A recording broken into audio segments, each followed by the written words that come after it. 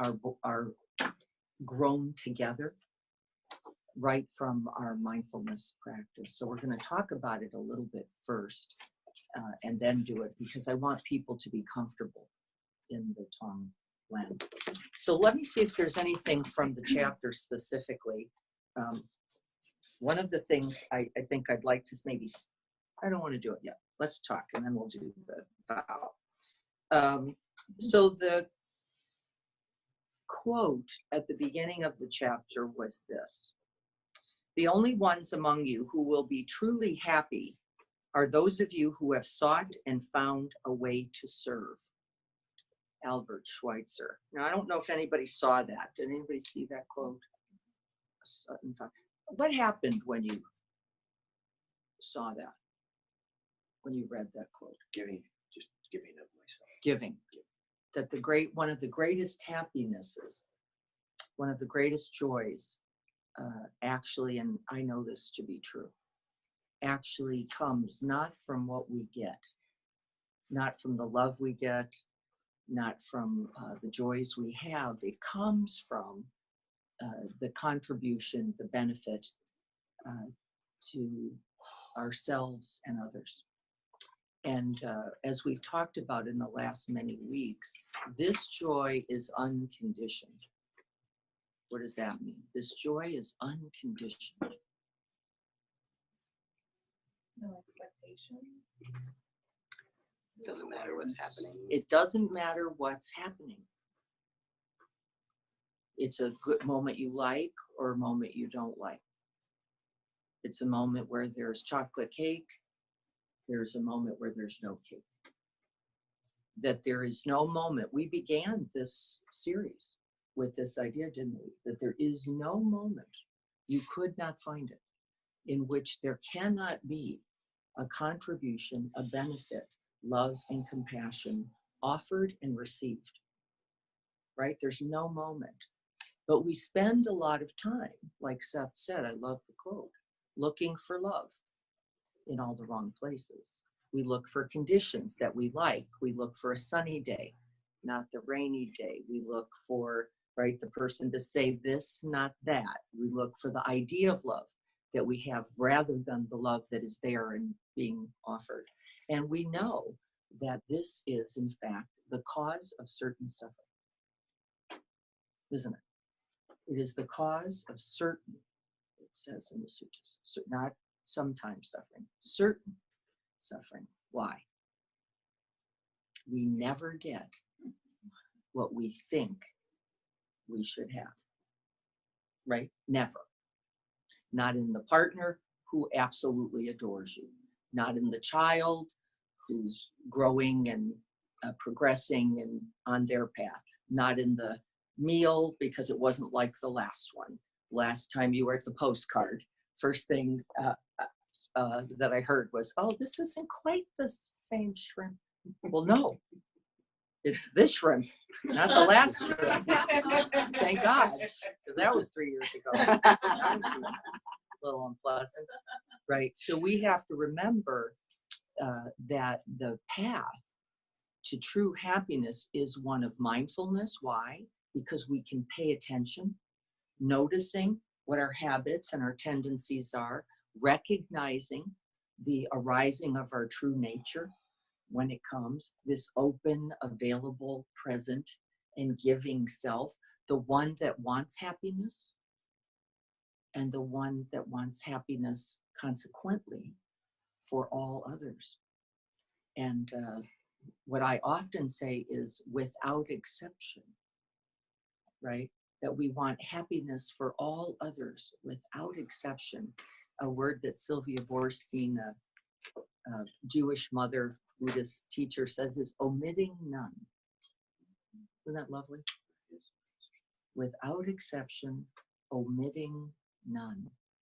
And then we use these practices, these compassion practices, as we bump up against our fear-based egoic limits, don't we? We then have to bring compassion to ourselves and to others, because otherwise we just swim in the cycle of suffering. right? What would be the way out then without compassion? What would be the path to freedom? If you came up against the thing you didn't want, the thing you didn't plan on, the thing you didn't like, the thing you didn't expect, and all you did was cry in your soup because it didn't go your way, where would be the end of suffering? It would not be possible. We call that samsara, the cycle of suffering that continues, not just because we make contact with the things we didn't want, we didn't like, or that are difficult, but because right when we confront them, when we make contact with them like we're going to do today, what do we do by habit? Sorry for ourselves. We Feel sorry for ourselves. go into pity or sorrow. What else do we do? Avoid, Anger. deny, we get mad. Like, how dare it? Try to change I don't know it. what it is, but how dare it do that to me? We get into rescue, fixing, placate, a lot of dancing there. There's a lot of tapping in that dance. What else do we do? Turn it off. Yep. Turn it off. Yep, we shut down, we withdraw, we reject, we turn away, and we harden, don't we? We harden and deaden the heart because we don't want pain, right? We don't want pain. And we think the way out of it is, in fact, to shut down. But has anybody noticed it doesn't work? In fact, so say the teachings, that very shutdown, that very resistance, that very collapse, numbing, deadening, distracting, strategy seeking will be the cause, actually the cause of the suffering, greater than the difficulty. You get this idea? Greater than the actual need, than the actual loss, than is in fact the resistance, the rejection, and the refusal, the hardening of one's own heart to life and one's experience in it. The compassion practices then are beautifully, naturally designed to help us open right when we would otherwise collapse. This is a training as well, right? Right when we would otherwise collapse, we then can train to go, wait a minute, let's acknowledge this is a moment of difficulty. That's going to be our first part, just acknowledging a part of this human life. Could you imagine how that could be helpful by itself, right? So rather than having to feel some other way, rather than having to get rid of the other or the thing or the experience or the feeling or the thought, we could just say, oh, here, a moment of difficulty. This is a moment of difficulty. This is the first foundational element of Tonglen. Because if we cannot, with our mindfulness, recognize a moment of difficulty, we cannot then attend to it. If we do not recognize it, what do you suppose happens? If we cannot know, name and recognize, remember this is Namarupa, a part of the essence of the mindfulness path, the naming, recognizing and naming, recognizing and naming. We know the minute you can recognize and name anything, you are not as caught. You are not as bound. You are not as blinded or flooded as you would be were you unable to point to it and name it. And the neuroscience says it's true. What do you suppose we do? What do you notice about yourself when we can't notice, recognize, name, and attend? That's the mindfulness path. The habit just continues. Does everybody notice how it sweeps us up? It's truly like being hijacked. You're off in a right? And the body's charged and there's tension in the body. What else is happening? And there's emotions, often strong charges in emotion, believed thoughts. Anybody notice these? It shouldn't be this way. This is wrong. The other is the cause. This is my personal favorite. I love that one. That's it. I got that for 46 years. You, if it weren't for you, then I wouldn't be feeling this way. But can there be any relief? When I noticed it, I mean, it can be strong and it's got all these stories and emotions attached to it. And what I actually noticed is the harm that I'm doing myself. And so I said, why would I do that to myself? And I haven't even addressed all the stories and emotions attached to it. It's just kind of let those go. And I just come back to myself and say, I'm not going to do this to myself. Yes. Now, hasn't resolved anything, but there is some release, and there is some recognition that this other activity isn't necessary. Yes, that's and right. And definitely not helpful. That's right. It's still naming. It's still knowing the difficulty because you feel the distress. Why would I cause this distress to myself is an acknowledgement, isn't it? Very solidly of the truth of suffering. And that's the very first part of compassion practice. And so compassion, did anybody notice any of the definitions in the chapter if you read them? Anybody see one that they liked? Actually, the first definition was suffering with. That's actually the Latin versions, means suffering with. That's not my favorite because I don't think compassion in its truest nature is suffering. I think it also requires that we know suffering, right? Which I think is different than suffering oneself. So that's not my favorite definition, but there it was, suffering with. And then the Tibetan definition, the one I most find true, is the response of the open heart to contact with suffering. The response, right? It becomes actionable of the open heart to the contact and truth of suffering. So you get why that would be? Yeah. You've got to be willing to turn towards, to stay close. What's our habits in moments of pain, loss, difficulty? Mostly some kind of essential veil of shutdown. We even particularly in the West, we use intellectualizing. Really amazingly. You would not believe what people say to people in a moment of suffering that's intellectual, like, well, you know, suffering's just a part of the human condition, right? I've heard people say that to someone in suffering because they've heard me say it. This is not skillful. Don't do that. You know, just so you know, this is just a part of the deal. We've all just signed up for this, right? Don't do that. It's not compassionate, is it? It's a way of putting intellect or thinking between ourselves, our own tender hearts, which are becoming activated in what?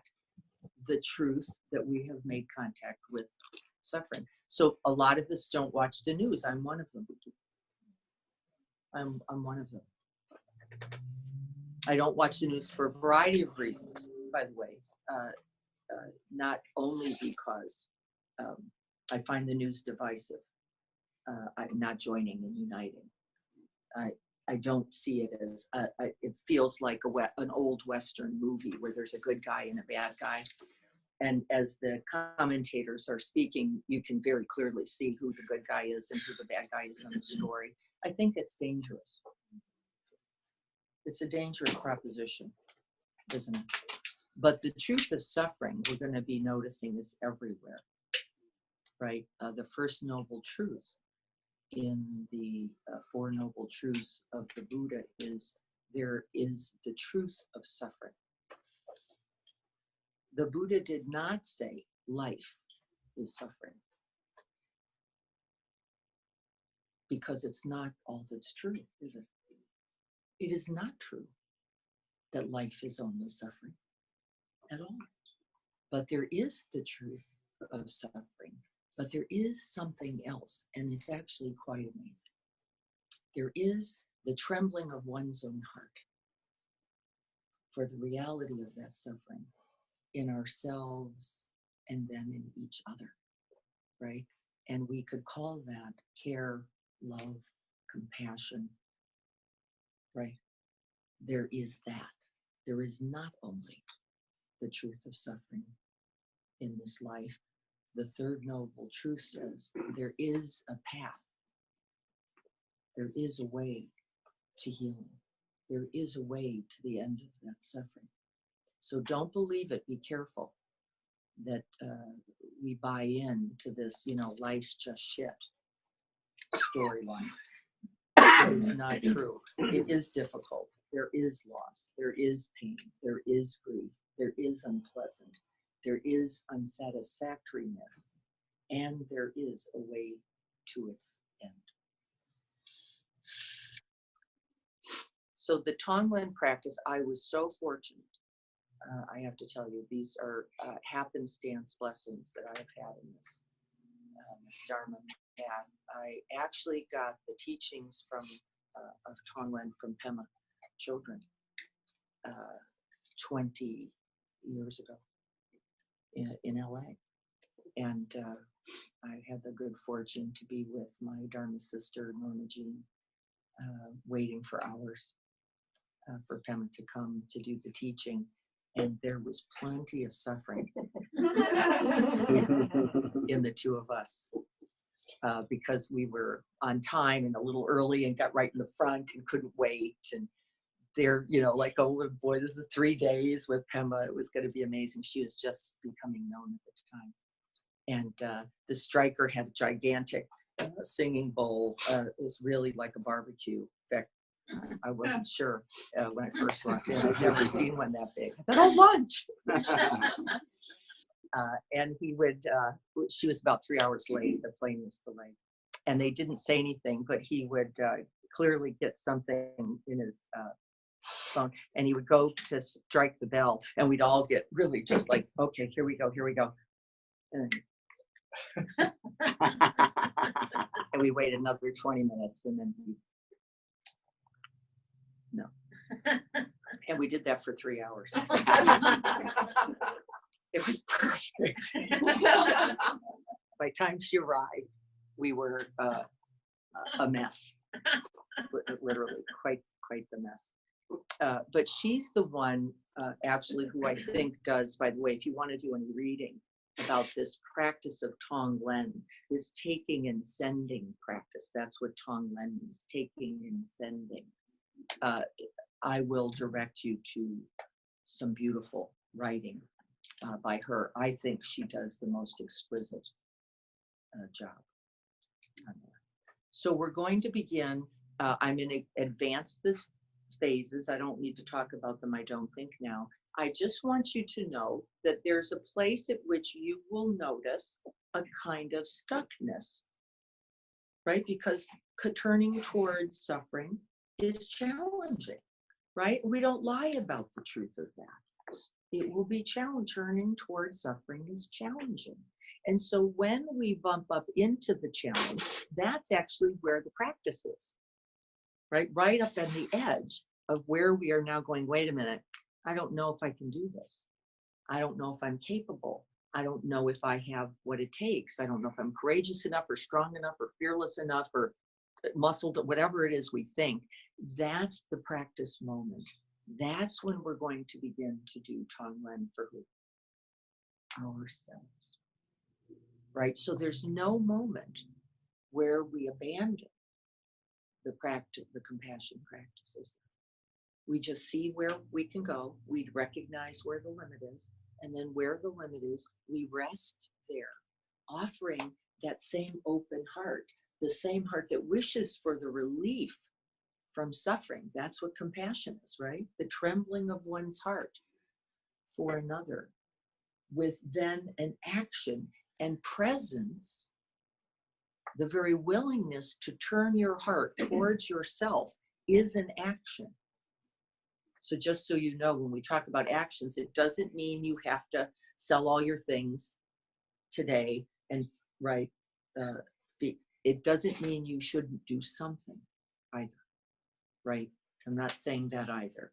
But we have to remember that our mindfulness practice and presence is also a response.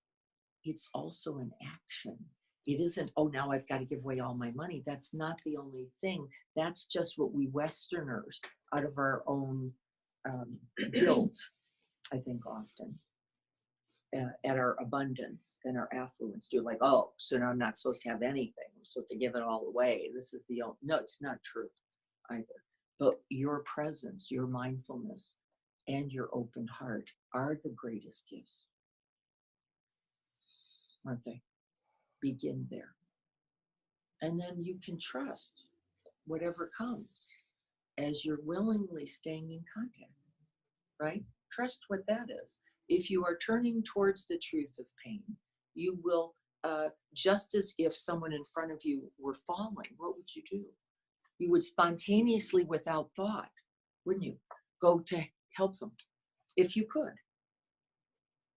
If you could. And if you couldn't, you would go to help the person who was helping them. Or, right, you would go to help others who were, whatever the case may be, right? Do you think this is enough for now? We're going to take it stepwise and it'll be okay. You're going to, every moment is a moment for the practice. There is no moment where you can't do it because you just turn that heart directly towards yourself and say, I get to be with me in this moment of difficulty, like others who feel like they don't have what it takes. Right? That's all, and you stay home with yourself. Okay, can we get the quote? The course in the 1 minute that was handed to me. There it is. Right under your Thank you. Thank you. This is the Bodhisattva vow. The Bodhisattva, we've talked about it before, is one who has committed oneself on the path to enlightenment, not only for oneself, but for all beings, omitting none. Omitting none. These are the words that I spoke. These were the same ones in taking the Bodhisattva vow years ago from Sogyal Rinpoche. Thought I was going to the bathroom. I just want you to know. So sometimes all the right things are happening, even when you don't know. I was in the wrong line. I was in the line going that way for those who were preparing to take the Bodhisattva vow. Wow. The words rang through me that day and have since. And so we'll read them together.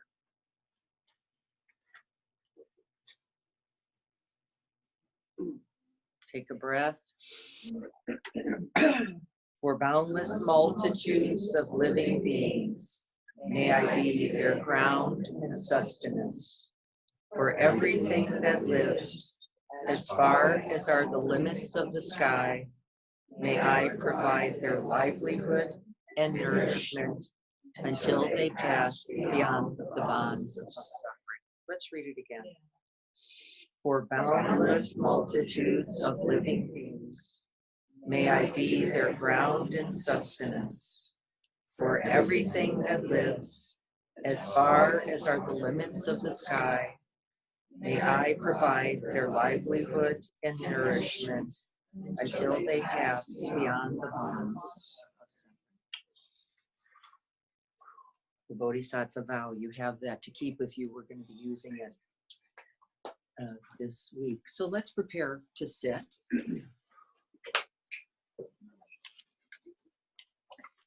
Compassion, the trembling of one's heart in response to contact with the truth of suffering. But we begin as we always begin, just beginning to incline the mind towards awareness of this body sitting here. Big breath in, seeing how the body is, and a big breath out, settling, releasing, relaxing the body. Let's do it again. Big breath in, and then out. And then settling into the natural breath. As you were reading that Bodhisattva vow, we are actually striking into the open heart, the heart of bodhicitta, the awakened heart mind, the one that wishes for happiness, ease, and well-being for oneself, and then all others, omitting none. And so the first act in the practice of Tonglen is to rest in the heart of bodhicitta. May this practice be a benefit to all beings everywhere without exception, omitting none.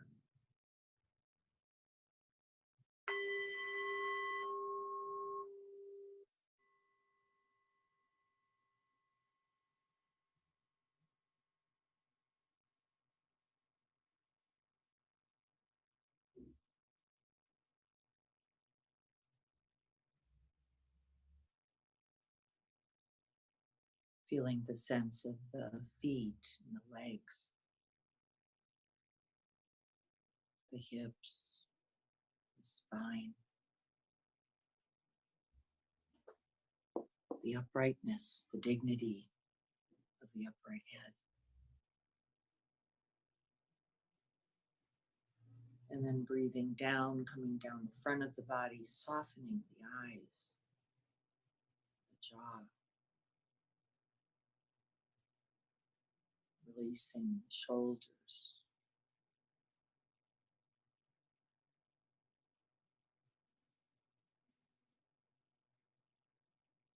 the belly.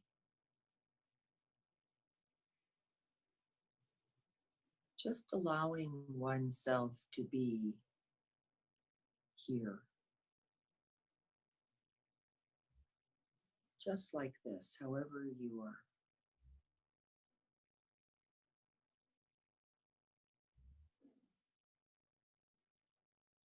Feeling the body while sitting.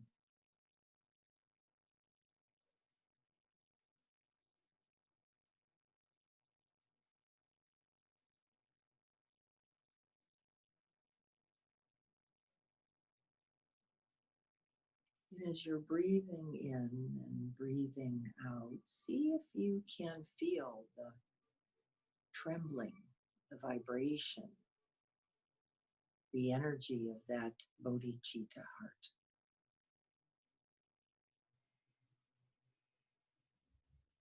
The one that knows the truth of suffering in this life,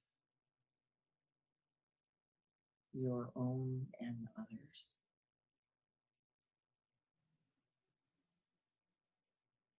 And making contact with that genuine wish for its relief, for its end.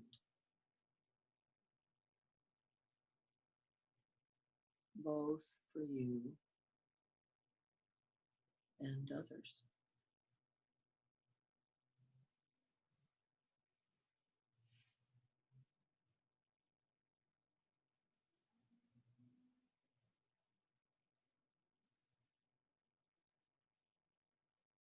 Rather than placing primary attention in the area of the belly for this practice, seeing if you can raise the bar a little,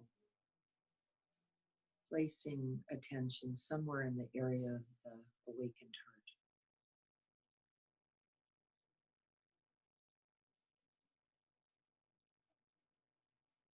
Breathing into and out from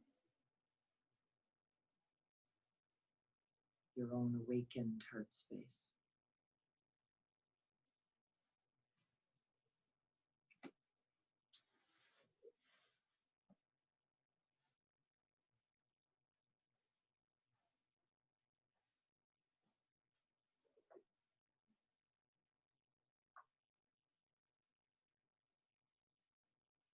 No matter your circumstance, don't ever launch into Tonglen practice, formal practice. We're going to rest in the heart breath for a time.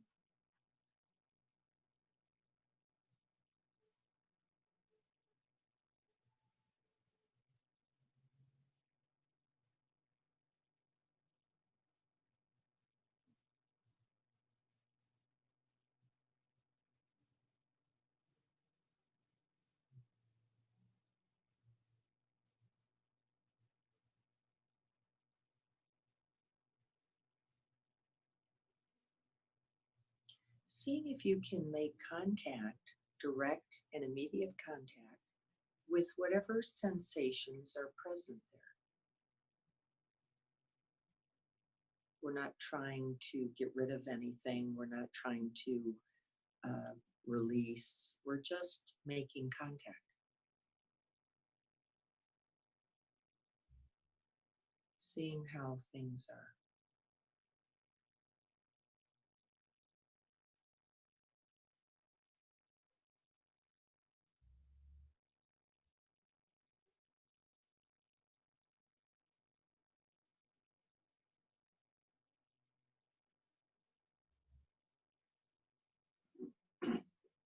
As we touch into the heart space, this tender, trembling, quivering heart, awakened heart, just from the fact of being alive. Rather than turn away, shut down, distract, or wander, we breathe into it. And then on the out breath, we see if we can soften the whole of the body around that experience. We're not trying to change it, we're trying to know it. Whether you notice tightening, tension, heat, or coolness. Maybe you notice a sense of numbness or blocking, a tightness, a grip. Nothing at all. The training is actually available right here in our very willingness to be with this heart space exactly as it is.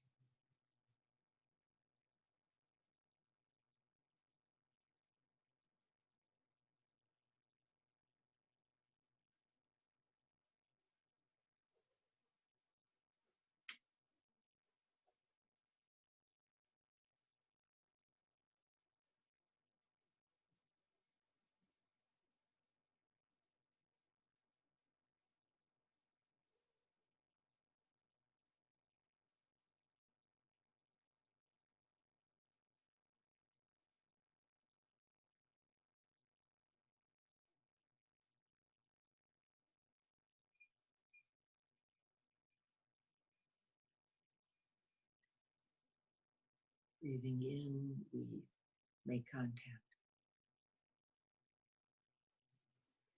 Our own hearts, just like this.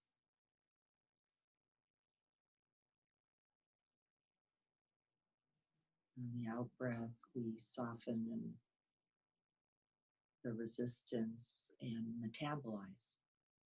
We let the heart's instructions really permeate the whole of the body, this softened body.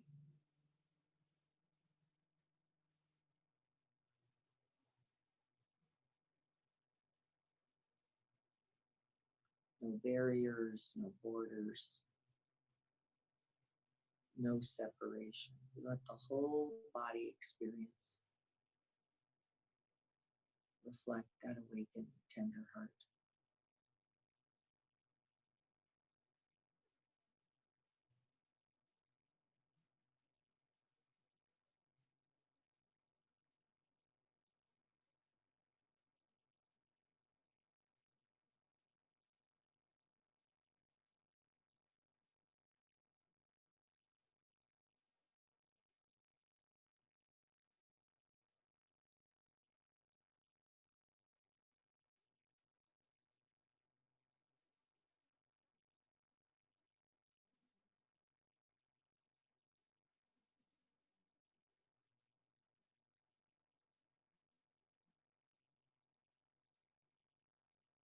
And as you're breathing in, I'd like you to begin to look for a tender or tight spot.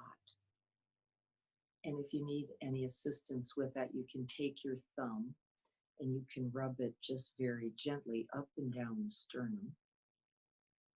And see if you can make contact with that tender or tight spot. It can feel like either or both. Rub in a little. And when you find that spot, I'd just like you to keep your finger there or your thumb there, whatever works better for you. And just stay in contact with that spot, breathing directly into it.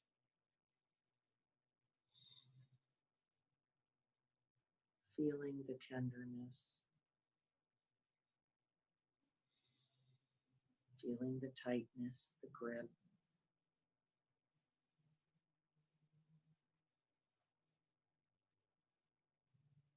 And so this is the first part of the Tonglen, is making contact. Direct and immediate contact with the truth of distress, of suffering, of pain, maybe even of the unpleasant. We're just going to use this very physical sensation.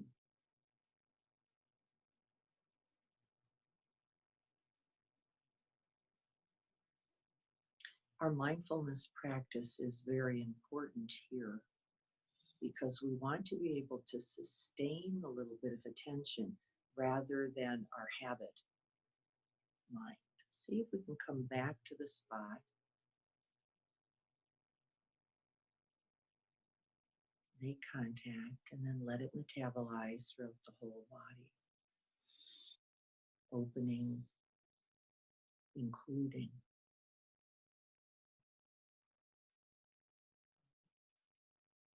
Tight, hot, heavy, gripped. Breathing it in.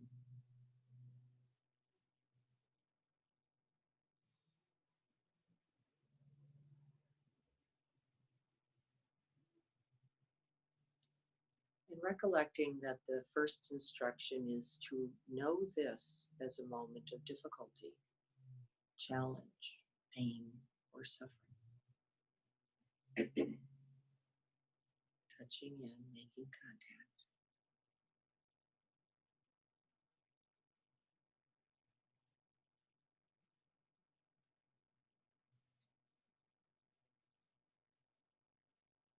And being with.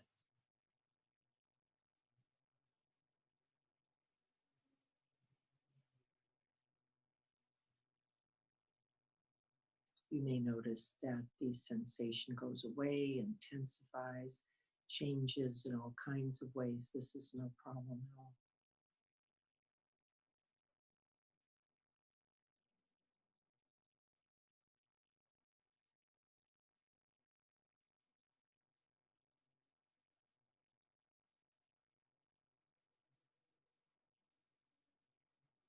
And the very first practice of Tonglen, this taking and sending, beyond this noticing the truth of suffering, of difficulty, is in fact to be able to recognize that just like me, others feel this too. The first level of Tonglen. Just like me, others feel this too.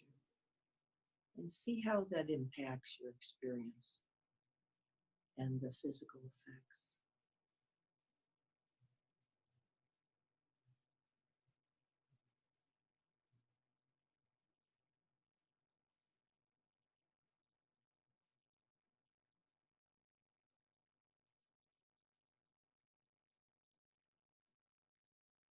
One of the ways that we wall off, disconnect, separate, or shut down is to decide that this experience, this human experience, this shared experience is somehow just ours. Our challenge, our difficulty, But this is the beginning of the opening. Opening the boundless heart to the truth that just like me, others feel this too.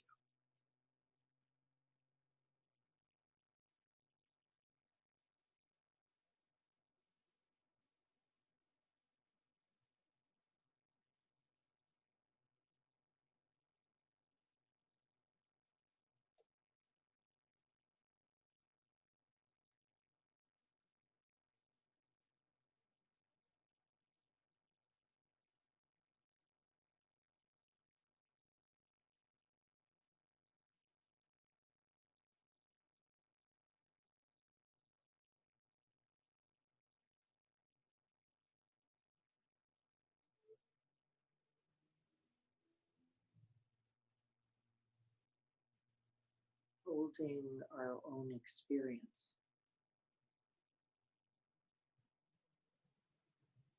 with loving presence.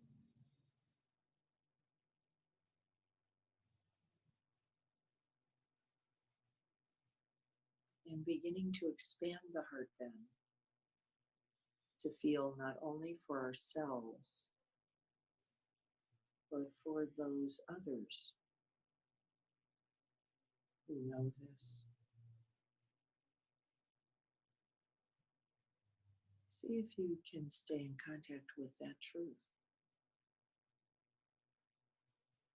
just like me. Others know this pinch, this grip, this deadening, this refusal, whatever's happening.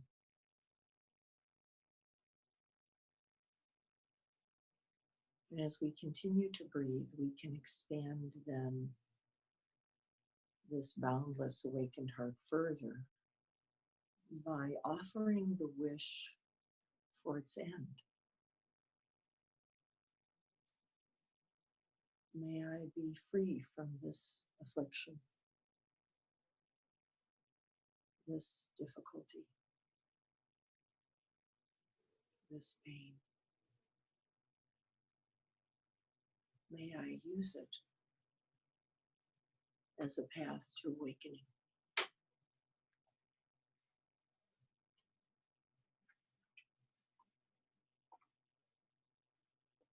And seeing if you can breathe that wish in for yourself.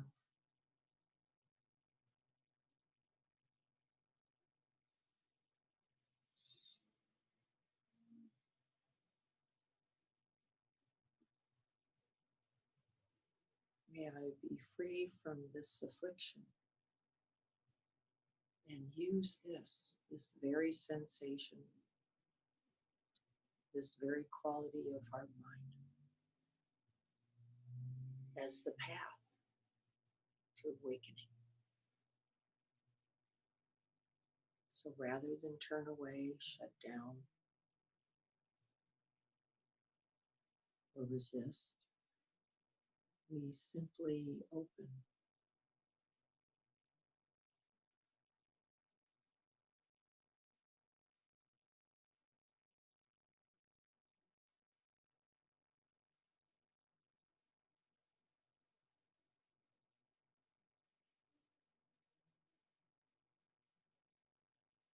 And then the next part of the practice is we can offer this same wish for relief, for alleviation of suffering,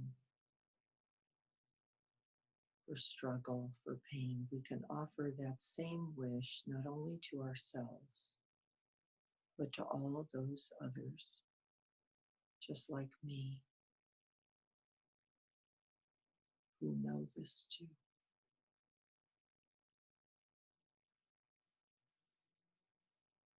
And then we begin to breathe not only for ourselves, but for those others.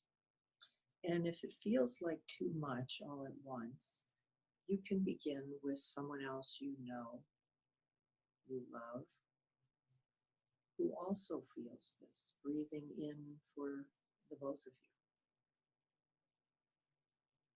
you, making contact with the truth of this suffering.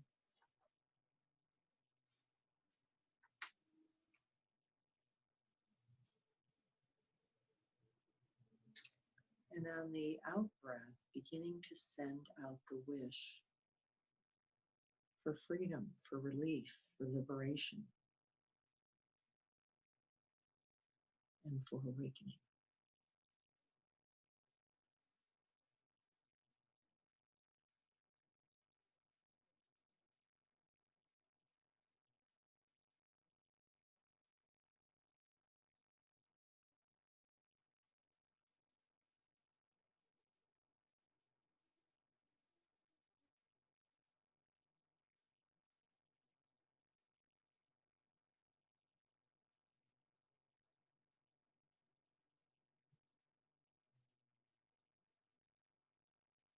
And for some of you, this may be more than enough, making contact with the truth of suffering on the in breath, breathing into it. And on the out breath, sending those wishes for relief. May I be free from this affliction. May I use this as the path to awakening.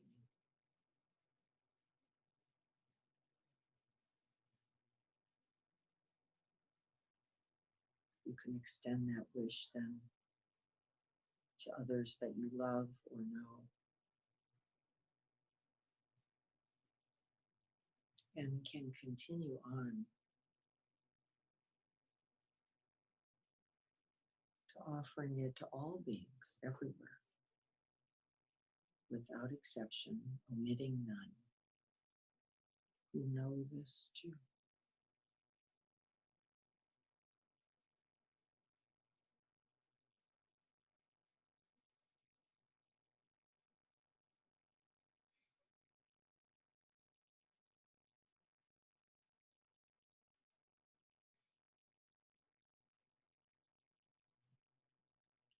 And then there is a fourth element, and this is, of course, the most challenging. Recognizing that there is this suffering not only for oneself, but for all others. We can begin to actually breathe in, taking in the suffering of those others, since we're already in the experience of difficulty, of pain.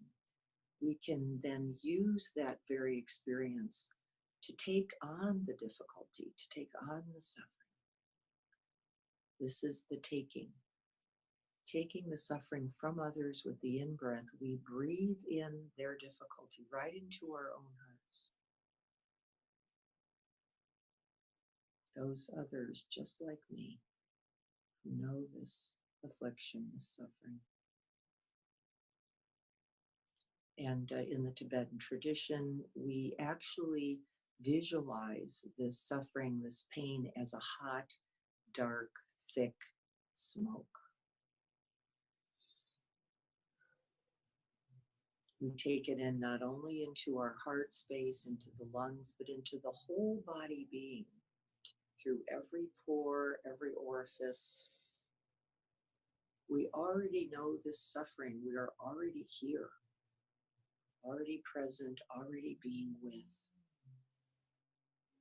So we willingly offer ourselves. This is the Bodhisattva.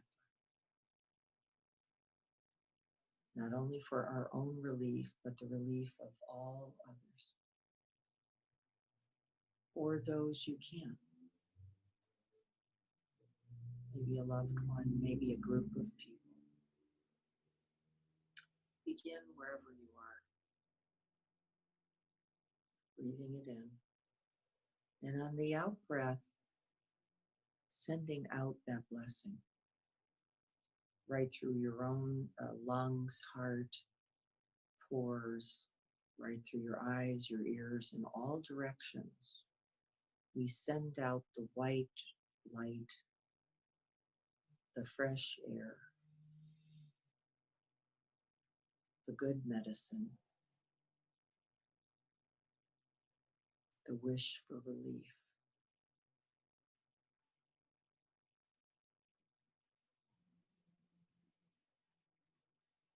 We send out the good fortune, all of our wealth, all resources, so that others too may be free from the suffering.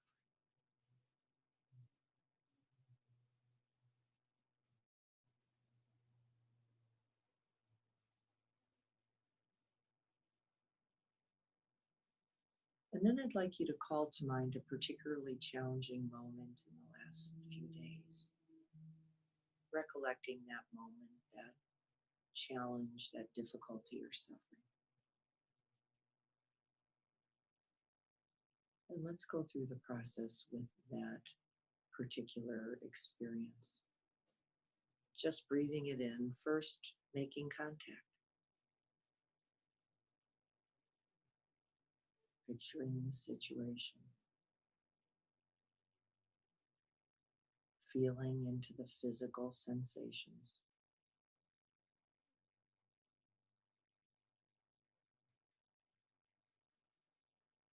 With each in-breath, drawing closer.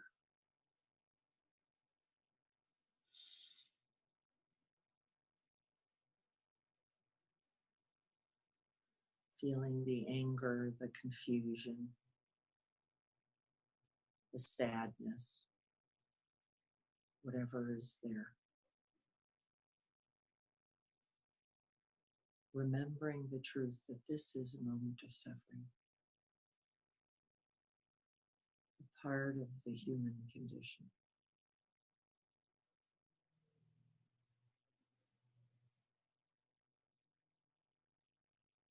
Just like me, others feel this too.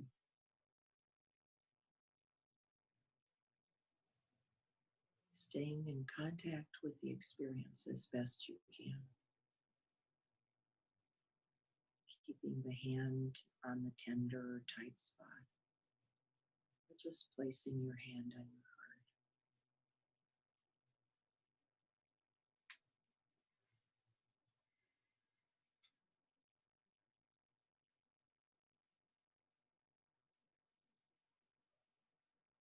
And as we breathe in that thick, dark, hot smoke, the smoke, the breath of suffering, we send out the wish for its relief. That very dark smoke transformed by the awakened heart. We offer not only the breath, but all of our resources. Our whole body, mind, heart, being towards this relief.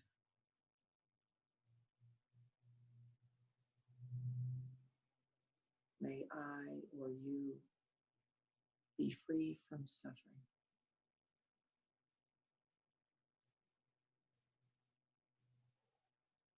May I use this as the path to awakening.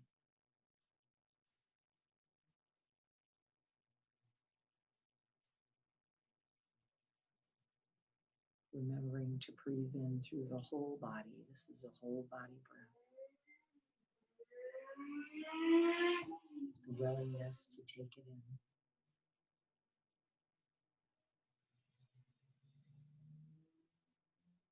And send out the blessings.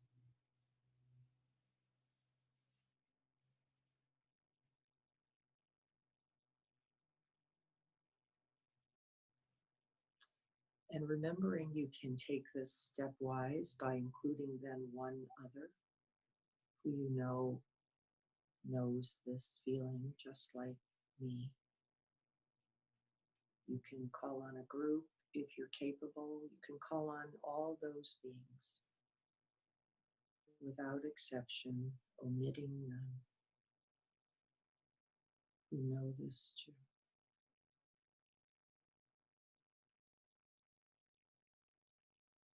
We let the solid body of our beings dissolve into that good medicine.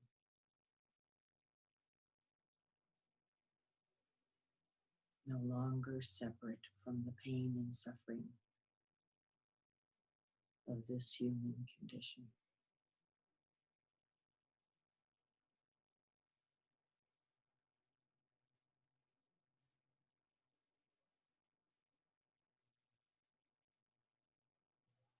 May we be free from suffering.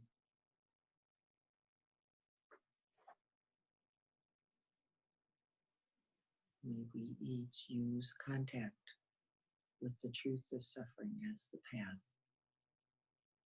to its end.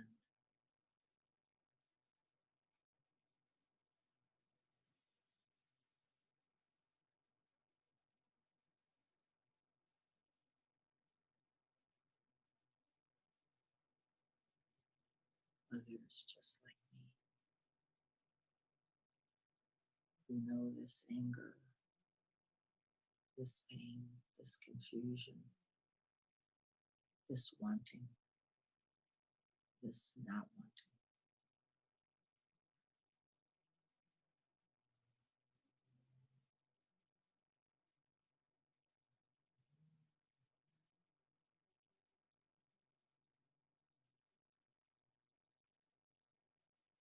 And then resting your hand, placing it down if you choose. We're just going to spend the last several minutes of the practice letting go of the sending and taking practice. And just breathing in the truth of the end of suffering by the very willingness to turn towards, to be with, to hold, to open. All suffering is healed.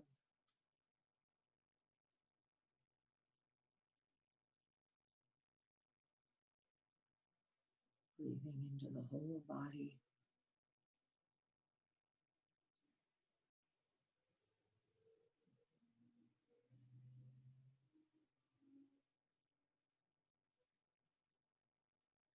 Letting your resistance, your confusion dissolve into that good medicine.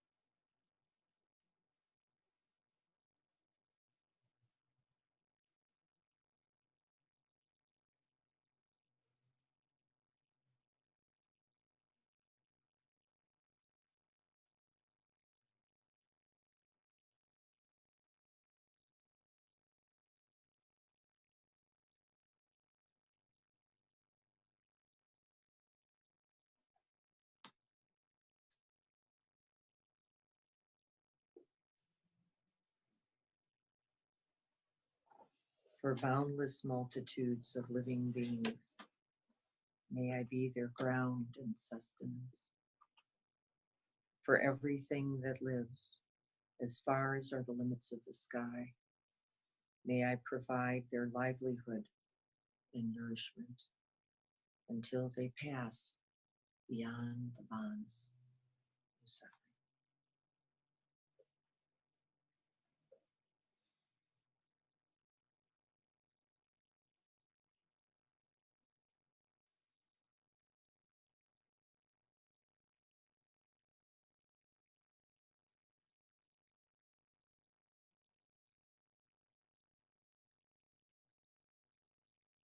May our practice contribute to the benefit and the welfare of all beings. May we all have happiness and the causes for happiness.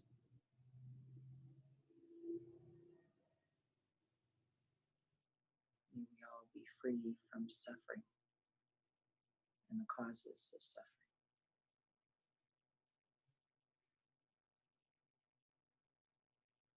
May we all have joy and the causes of joy.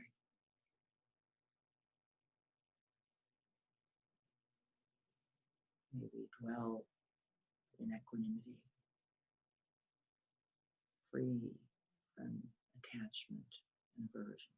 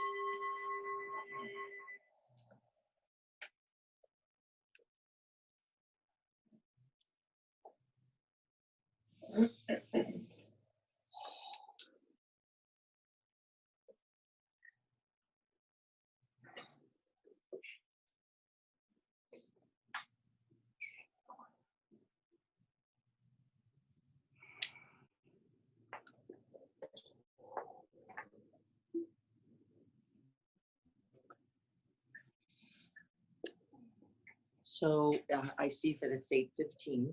I think I'm going to have an easy time talking about our on-the-spot practice. So I think we're good for a moment. So I just want to check in and see what you noticed.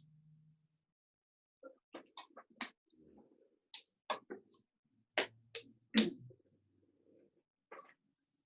little avoidance of wanting to go there. Avoidance.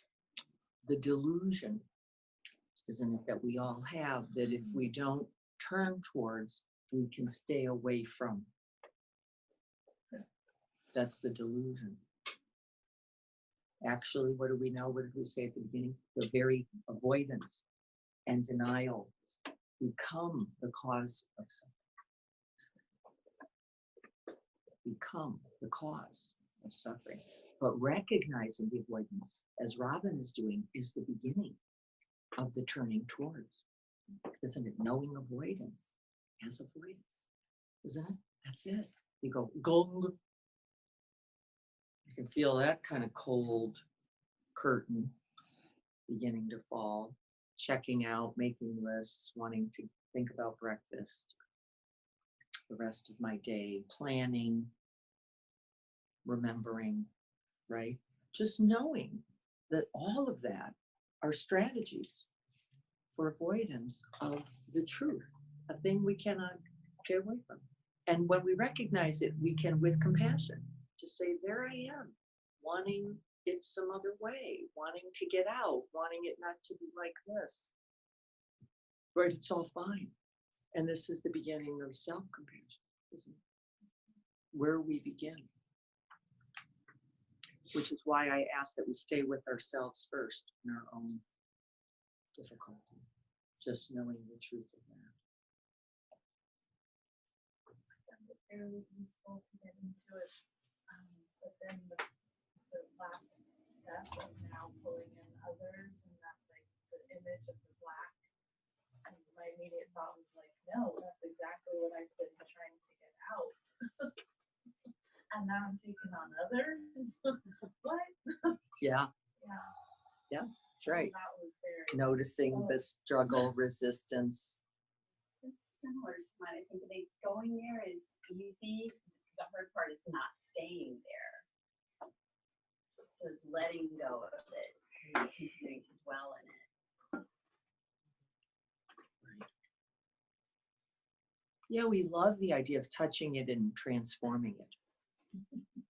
Don't we all? Like if we just that around, that's workable. But each breath in that fourth step is staying in contact with that truth. By the way, you already are in contact with that truth because you're knowing the suffering.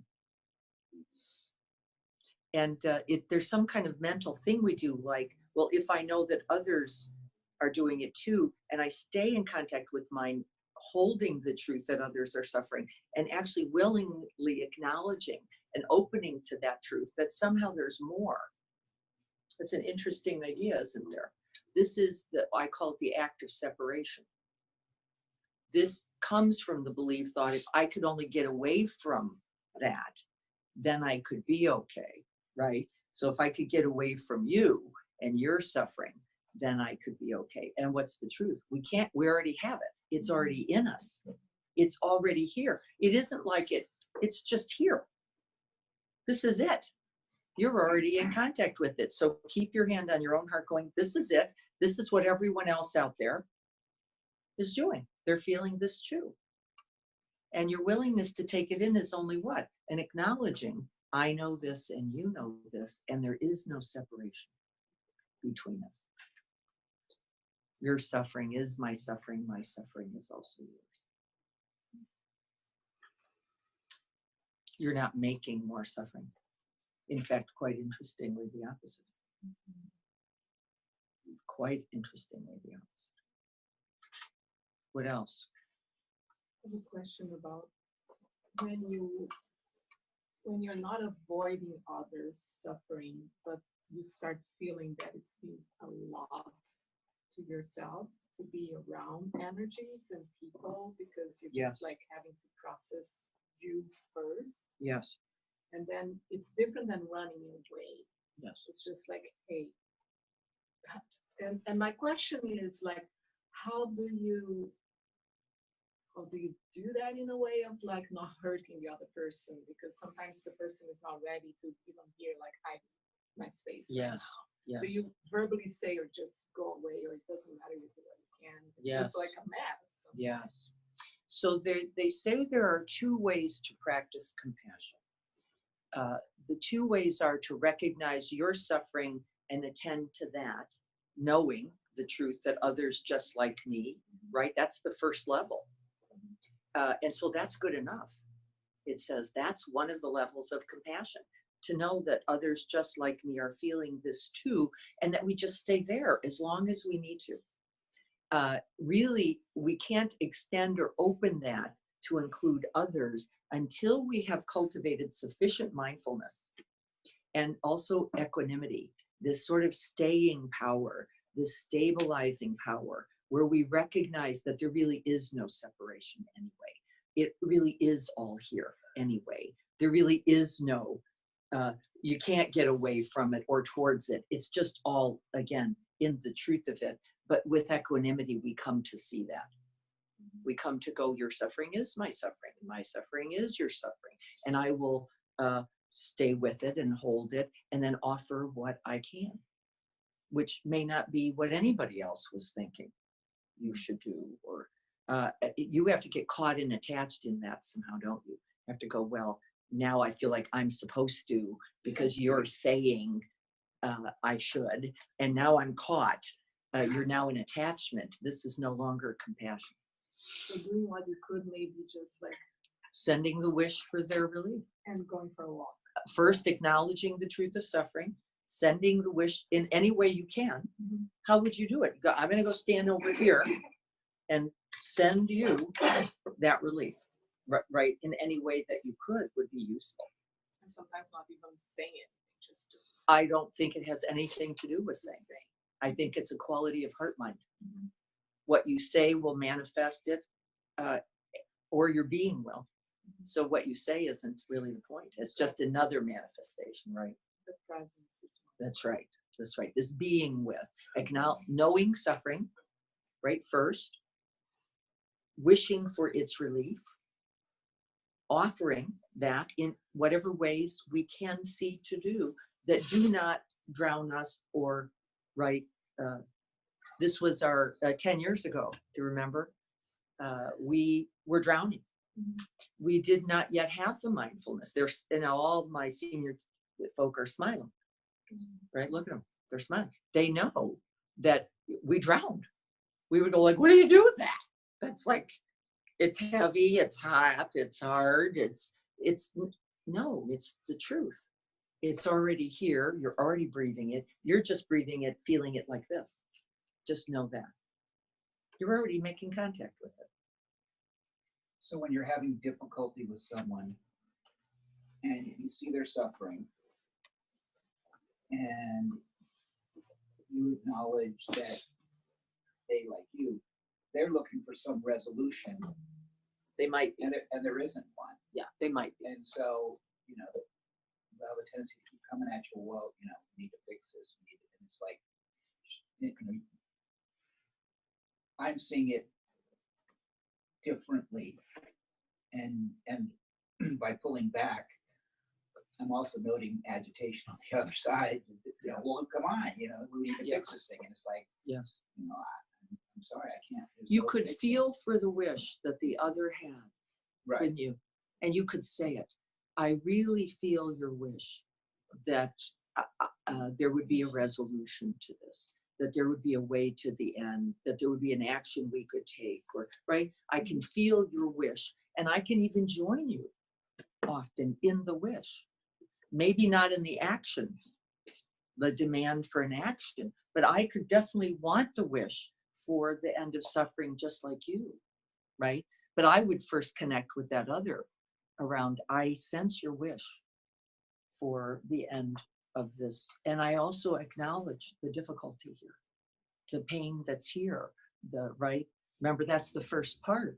Now, wouldn't it feel good to you just to have somebody say, I see your pain, I'm acknowledging it, and I'm here, I'm willing to stay, however I do, and want your relief. I want the end of your suffering. This is big news. Nobody does this. You're like, don't talk to me. Could you just not tell me about it? I don't have time. I got a lot going on today. I didn't really need that. Well, but they're coming back with, you know, here's the way I see it, and so if we can take these actions, then I'll be okay. That's right. But it's like, no, you may think you're okay. You can But- think, everybody's going to think whatever they think. I just want you to know what the compassion practice is, and I want you to practice it. That's what I want you to do. I don't want you to fix somebody else, because that's not actually the practice. That's an idea. Fixing is an idea. That's all. And you don't want to be fixed by the other person either. Exactly. Because that doesn't feel so great, which is, could we get over this now? Could you just not feel that? This is not an improvement.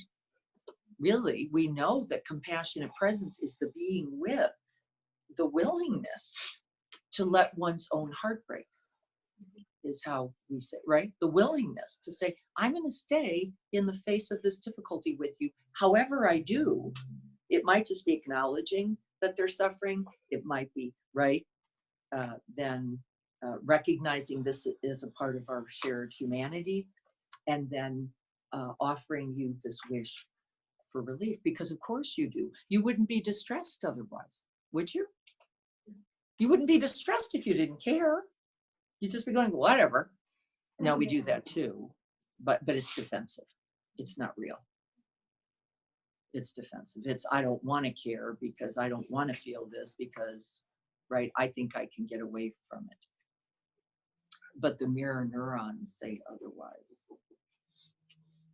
The mirror neurons say, beyond language, you will know the truth of suffering. You don't have to, nobody has to say a word, do they? You can know. And in your feeling it, what we often do if we don't practice is turn away, shut down, separate, disconnect, or get busy, right? In all the ways we do. Get busy. One of our favorites. Got stuff to do. If only I had time just to be here, but I don't, because I got to get the car washed, and then, right, got to think about dinner. And then I got that new job I could devote my, right? And remember, can we feel for ourselves there? And the answer is yes, you can feel for yourself, my own tenderness, my own fear, my own distress at the reality of the truth of suffering. Can I feel for myself and all those others just like me right now? We're looking for a way out. It's okay, right? No judgment. There's no condemnation here. There's no you're supposed to anything.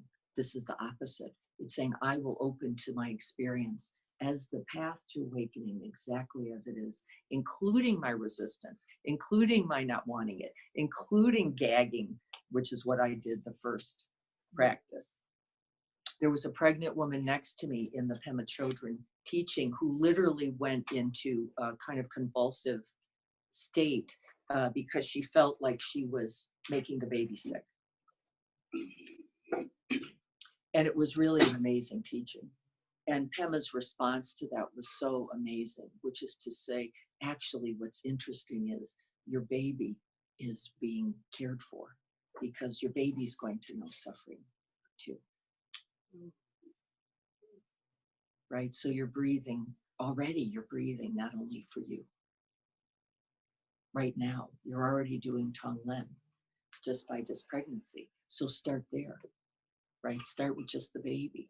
Wish for the baby to be well, for the baby to have ease and relief, and know that your own happiness will have everything to do with everybody's happiness, not just the baby's. And this mother could sense that. She said, no, I get that. Okay, so Tonglen on the spot, what is it? Making contact with a moment of blessing. We're going to expand this. A moment of blessing, taking it in and sending it back out first. Good news, a delicious meal, a warm blanket, a nice ride in the car, a contact with another, right? Taking in the blessing. Let's start there, right? Take it in, breathe it in fully, practice opening, relaxing, and then send it out, offer it to others, right? The person who doesn't have the good meal would be a place to begin. The person who doesn't have the warm blanket, the person who doesn't have the connection but is alone, the person who doesn't have the strength to run that lap but is weakened, right? So get it, take the blessing first, breathe it in, and then we're going to send that. And then what are we going to do? Send it out, and then we're going to turn towards moments of difficulty. Just as well. This is the equanimity practice, isn't it? We don't just go for the good news, going, oh, yeah, good, and then keep it. We take it and acknowledge this is a moment of blessing. Look at how lovely this meal, this friend, this health, this, right, wisdom. And we're going to offer it to someone else. You can be specific here and offer it to someone you know is in need in this way, or you can just offer it to all those others who you know who are in need. I tend to try to start with specifics because I think it's a little more beneficial. It's not just an idea of others, right? So when I'm feeling particularly healthy and I hear that my mom's Achilles is killing her, what do? I take in that moment where I'm in relief, where I don't have a struggle, and I send the blessing for her to have that as well, right? And then we're going to turn towards difficulties in the same way, breathing them in. You don't have to cultivate on the spot the smoke, you just know it because you'll be in vibration for the challenge or the difficulty anyway. First acknowledging this is a moment of difficulty, right? I and others know this. And then seeing if we can open, what's the first opening? Just like me, others, right here, because here we are, feel this too. Can I stay? Can I stay for a few breaths? This is the cultivation of our equanimity and mindfulness. Rather than ditch, run, list, can I just stay and breathe 3 to 5 breaths, staying in contact, keeping the eyes, heart centered, staying over here, not going that away. 3 to 5 breaths. Offering the wish for the relief would be the next step, right? The third step would be you and I both. Can I breathe in for us both? Right? Here we are. We're both in contact with this suffering already. It's already here. There's no way out. You're already made contact with it. And then what? All those others, that's the fourth one. That's where the work is, particularly. All those others, just like this, who feel this too. See where you can naturally take it.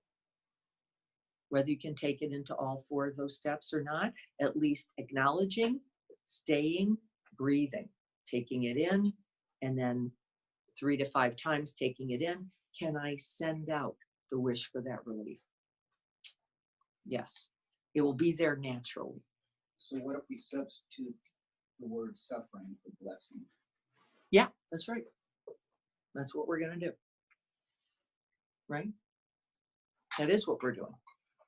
You, in fact, by your willingness, are the blessing. Aren't you? You are. And anyone who is there, you know this, don't you? Anyone who's been willing to stay with you in the moment of the difficulty has been a blessing to you. Haven't they? We are the blessing, that presence. Whatever else comes, I trust. I want you to trust it too. Whether you say anything, you don't say anything, forget it. This is not the point at all. It is the quality of the heart mind that matters. Everything else falls right from there. Okay, we got the practice. I would like you to read this once a day at least. Let this be your intention for the week. Please keep it. Let this be your intention, the Bodhisattva vow for the week. I think that would be plenty. Now, from my point of view, there would be no moment where you couldn't be breathing in a blessing and set or breathing in a difficulty, would there? So that's going to be a lot of moments for you to make contact. If you notice that you're going, well, there are no blessings and I don't notice anything else, you're not breathing. You've stopped breathing. You couldn't be, you're dead. It's official. Yes. Quick question. Yes. I know if it's quick or not. Can you expand on what's meant by the word livelihood? Livelihood is,